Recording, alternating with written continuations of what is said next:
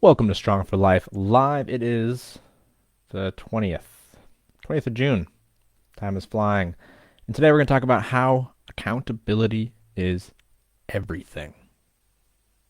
Maybe not everything, but it's necessary. It's important. It's a tool. You can use it. And we're going to talk about gratitude. And with accountability and gratitude, you can probably pretty much accomplish most of your health and fitness goals. They're going to help you in life. So, welcome to this week's episode. As always, feel free to ask questions. Feel free to ask questions now. Feel free to ask questions later. The more questions we get, the more answers we can give out. I'm Coach Josh Wood down in Hobart, Tasmania, and I don't have much for announcements this week other than the Lean for Life 2023 Weight Loss Challenge is accepting applications until Friday. If you are unsure of where to find those applications, you can find them in the Facebook group, Become Strong for Life, or on my Facebook page, or on my Instagram account, Coach Josh Wood, or on the team Instagram account, Strong for Life Online Coaching. We will take applications until Friday and should have the whole team together by then. So if you're interested in having your training program sorted for you, saving you time, knowing what you need to eat, we'll have our nutrition plan set up, being part of a closed and exclusive community only for participants and the coaches. If you want everything laid out for you so you can maximize your fat loss over 8 weeks, put in an application or send me a message and I'll send you an application. Other than that, any in-group announcements? I think the only real big announcement is that chocolate protein yogurt is on sale here in Hobart for $1.35 a cup. That is the best price you can get. 79 cents per 100 grams is my go-to. If anything is on sale at that price per 100 grams, I'll buy a case of it and live off of that for a week. So if you need to get your protein up and you're in the area, discount protein yogurt is the way to go. And always remember my advice. They tell you yogurt can get old and it can go off, but all yogurt does is get more yogurty. It's sour milk. It's just getting sourer, and it's sealed. And I've eaten that stuff like a month beyond its best by date easily. So stock up while you can. Keep it in the fridge, and just eat that. Do I have any other terrible advice? Nope. No, I think that's it. Today, let's see here. So we had a couple interesting conversations going on. And we had one around accountability and one around gratitude. And I want to talk about accountability. So the focus this week was, what was your favorite way to stay motivated and accountable on your fitness journey? It's a good question. And there's a lot of good answers coming from the group. Some people look for a challenge like a sport and compete in that. And then obviously the accountability is to your team or the people that are expecting something of you. And really, accountability is all about shame motivation. Not letting someone outside yourself down, because we will always take it easy on ourselves to an extent. Yes, there is David Goggins and Cameron Haynes and Jocko Willink and these guys that will just push everything to the limit. Most people aren't them. Most people need accountability structures outside themselves because they will make it easy on themselves. They will always take the easier path, and it starts small. Oh, maybe I'll just have a little dessert today. Oh, I might just skip a couple reps. And then 6 months later, you're doing the exact opposite of what you need to be. One of my favorite quotes is actually from Coach Gab when she said, if I wanted to take it easy, I'd train myself. And that's when we were training in person. So having a coach, having an accountability partner, having someone, a training buddy, all those things make a huge difference. So accountability is key. Now, obviously, a lot of folks in the group work with various coaches, but some people also really like to keep metrics, and that's a tangible reminder. And this is coming from Gemma here, who is a coach. Having things measured and weighed. We take photos before a training block. We take photos after. We do measurements. We do track our nutrition. All these things because it's a tangible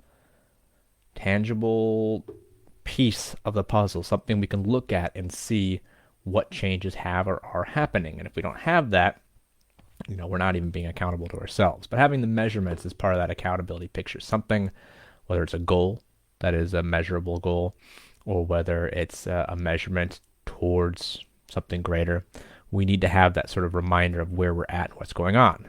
Otherwise, it's kind of like I'm saying I'm going to go from here to there, but I'm not going to look at a map. I'm not going to follow the road. I'm going to keep my eyes closed the whole time. And if I get there, great. If I don't, well, I guess something went wrong along the way, but it's not my fault.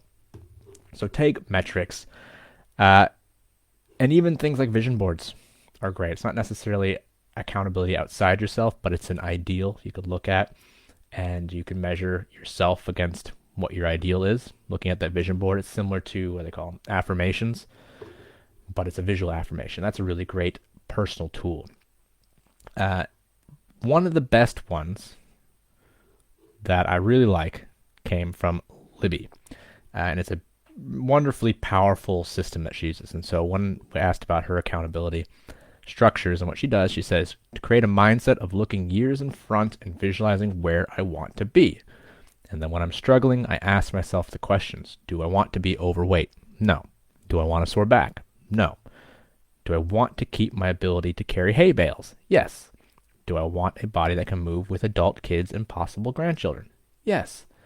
Future projection. And we talked about this last week, and you can catch that episode. I will go into it in a bit more depth, but future projection is powerful. It's such a vital tool to understanding how to get from point A to point B. You have to look at where you want to be. If you have no destination in mind, if you are like, well, I can just sit from the ages of 40 to 80 and survive, that should be good enough, then great, you do that. But most people want to see a future that is better than where they're at, or a future that is better than what most people have. If you don't want osteoporosis, if you don't want to be overweight, if you don't want to be weak, if you don't want to be in pain, you have to look at the future you want, or you can look at the future you don't want and direct your course based on that. Future projection is powerful. And then if you take that goal and you tell someone else and say, this is what I want to be, whether it's a coach, whether it's a friend, family member, whatever, say, this is where I want to be, don't let me get off track. Now you have an accountability system. A good option too is leveraging dopamine. So Beck was saying she uses a habit ticking app, and that lady uses habit ticking apps for everything. Master of habit ticking. And you get that little tick, and you get that little ping, and that little bit of dopamine, and you feel good, and so you're reinforcing the behaviors with feel-good hormones, which is a great option. Still being accountable primarily to yourself, but you're leveraging the feel-good feeling of ticking off things towards that goal. So you can use physical structures, you can use like a vision board, or you can use habit tracking apps. You can use mental structures, which kind of crosses over into how well you can keep yourself accountable, but also things like, again, vision boards. And habit trackers both have a component where you're reinforcing, either positively or negatively, the habits and actions you take. And then you can have external structures, things that are generally people or communities that you have to be dependable for, where you can actually run the risk of feeling shame for letting someone other than yourself down. When we let ourselves down, some people take it hard, but very few people seem to use that to make positive changes. They just feel down, and then they tend to try to make themselves feel better by treating themselves. But if you have someone outside yourself, and this is very, very, very important for parents and professionals, people who are very busy and time poor. When you're a parent, you do things for your family. You do things for your children. I need to be capable for my children, not just to set a good example, but so that I can be there with them for as long as possible. I need to be as in shape as it takes, or as comfortable with my body as it takes, that I can be in family photos that we can look back at together, or they can look at when I'm gone. That's so important. That's powerful. So you need to be there for someone else, family, your children, your spouse. And that's a very powerful thing because the opposite of doing well for them is feeling shame. You are ashamed when you fail them.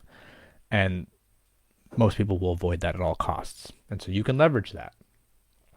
If you're part of a team or community, or if you're a professional and you're working in a high-paced office, or a place where you have either you're in a management or boss position and you have people relying on you to make their ends meet, or you have bosses and managers that are relying on you to make the company continue or the business continue, whatever it is. In professional situations, we have people relying on us. And you know what? The detriment there might not just be shame, it might be a lack of a paycheck. And so that's an external accountability structure. And so people in high stress jobs and people with families, like those structures are there for you to leverage. And you can use them. But if you don't have things like that, you have to create them.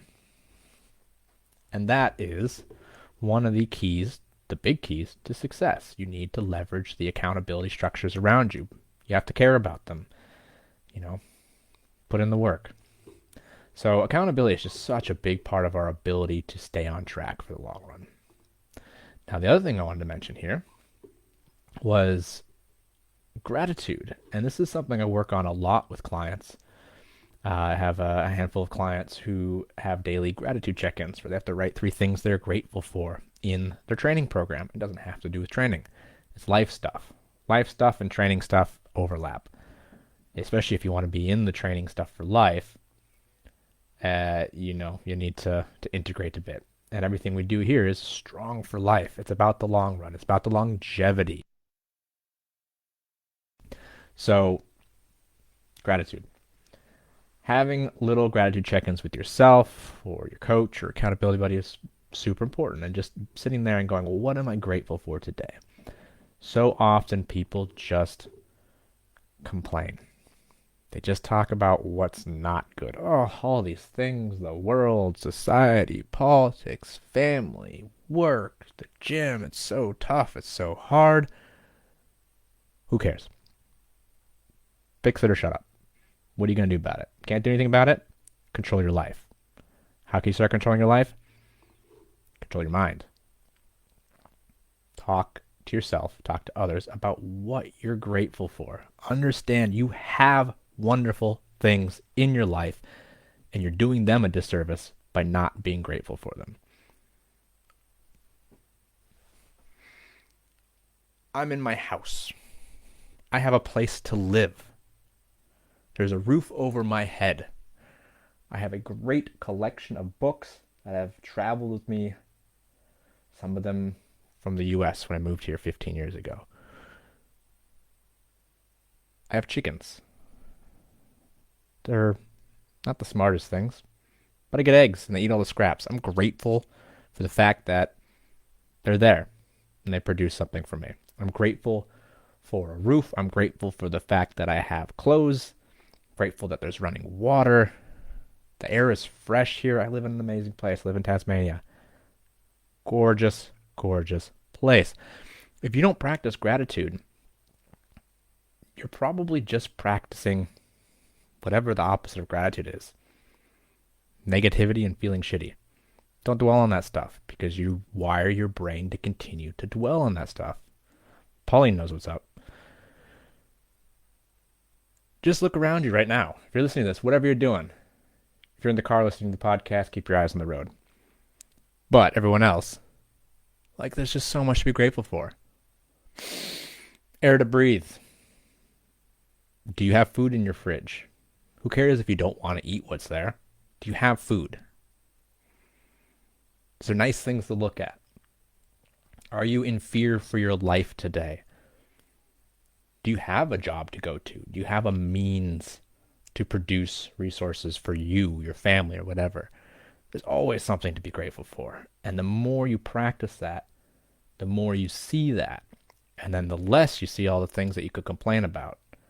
So that's one of those wonderful things you can do every day. And a lot of my clients create accountability structures around it, and they do it as part of the training program. We look at what there is to be grateful for every day. 3 things. You. Kyle, I see you there too. You can think of 3 things that you're grateful for. If you're having a hard time, sit down and think about it until you can think of 3 things to be grateful for. It'll change your life.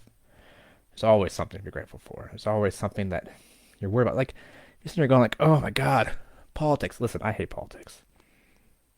I think the government's a scam. But my road's pretty good. It might take a bit too much of my money. But you know what? We got an okay library. If worse comes to worse, the traffic lights are still probably going to run. Those are things to be grateful for about something I could just complain about all the time. And I probably do complain about that one a bit too much. So if you're doing anything this week, I want you to try and find a system of accountability to keep you on track. If you got a coach, good. Don't ignore them. Use them. And then practice just being grateful for things. Like, my God, people. There's always something. Everything you complain about, think of 3 things you're grateful for. If you find yourself going like, oh my God, did you see this thing on the news? Okay, that's one thing you're complaining about. Let's hear 3 things you're grateful for. Rewire how your brain works. You can control that. It just takes effort.